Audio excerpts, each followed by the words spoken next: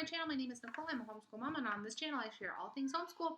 So I have the most exciting kind of box, the Timberdoodle used curriculum, or not used, damaged sale box. Best, like it's like Christmas, best day ever. So I thought I would share with you some of the things I got on their damaged sale, which is all very slightly damaged things. It's not noticeable at all. So first off, I have the official scratch coding game. I have the Epic Life word book. This is cute. This is what they use for their kindergarten vocabulary. A paint by number.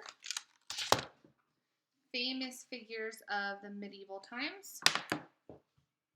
We got 2 play silks. And so excited. Invent.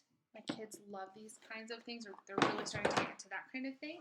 And last but not least, another paint by number. If you look, these are super not hurt. It just is like slightly beveled, and this was part of their sale.